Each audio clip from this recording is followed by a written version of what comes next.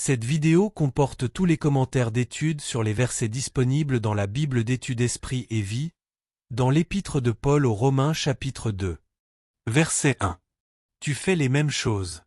Au chapitre 1, Paul a expliqué que les gentils ont été livrés au péché.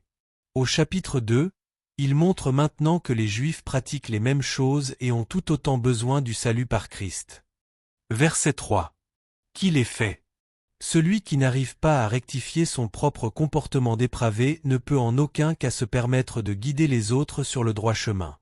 Certaines églises s'efforcent de convaincre la société païenne de suivre la loi biblique tout en fermant les yeux sur la mondanité et l'immoralité qui sévissent dans leur propre rang, voir Luc 6 verset 42.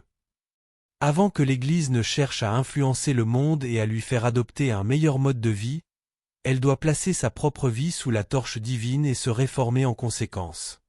Verset 7. L'honneur, la gloire et l'immortalité.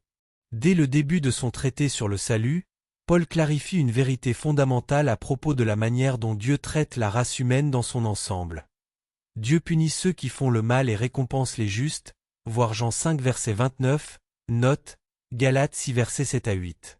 Premièrement, les justes sont ceux qui ont été justifiés par la foi, chapitre 1 versets 16 à 17, 3 verset 24, et qui persévèrent dans la pratique de ce qui est droit, selon les critères divins, versets 7 et verset 10, voir Matthieu 24 verset 13, Colossiens 1 verset 23, Hébreux 3 verset 14, Apocalypse 2 verset 10. Ils attachent une grande importance à la gloire qui vient de Dieu, chapitre 1 verset 23, 2 verset 7, 5 verset 2, 8 verset 18, et recherchent la vie éternelle, chapitre 8 verset 23, 1 Corinthiens 15 verset 51 à 57, 1 Pierre 1 verset 4, Apocalypse 21 verset 1 à 22 verset 5. Deuxièmement, ceux qui recherchent l'immortalité le font par la grâce, par le moyen de la foi, chapitre 3 verset 24 à 25, Éphésiens 1 verset 4 à 7, 2 versets 8 à 10, 2 Timothée 2 verset 1, voir Philippiens 2 verset 12 à 13, note. Les fidèles entrent dans la gloire, l'honneur et l'immortalité, par la persévérance à bien faire, voir Matthieu 24 verset 12 à 13, par le moyen de la grâce qui les rend capables et qui leur est donnée par Christ, voir Matthieu 7 verset 21, note, voir l'article intitulé La foi et la grâce. Troisièmement, ceux qui font le mal sont égoïstes, ils désobéissent à la vérité et prennent plaisir à l'injustice. Ils ne récoltent que colère et difficulté, chapitre 1 verset 28 à 32, 2 versets 8 à 9.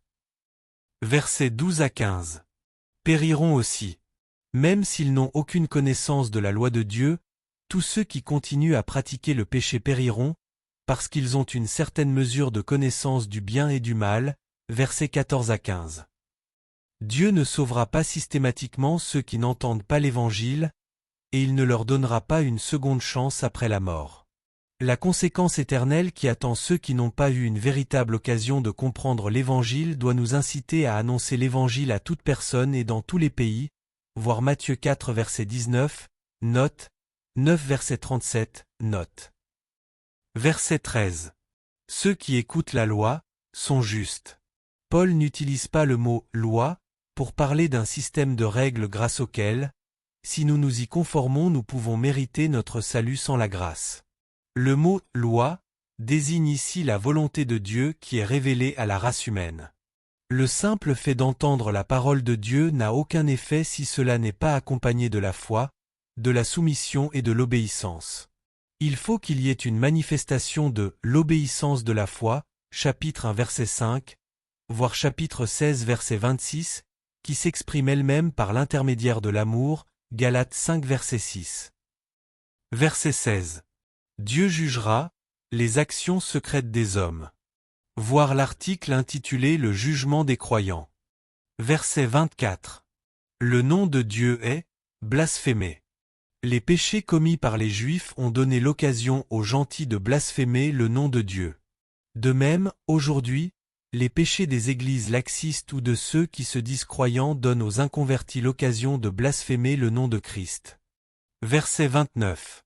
La circoncision, c'est celle du cœur, selon l'Esprit. C'est par l'œuvre de la grâce divine dans le cœur que les croyants participent à la nature divine et sont en mesure de vivre une vie pure et séparée d'avec le péché pour la gloire de Dieu, voir Deutéronome 10 verset 16, Jérémie 4 verset 4, 2 Pierre 1 verset 4.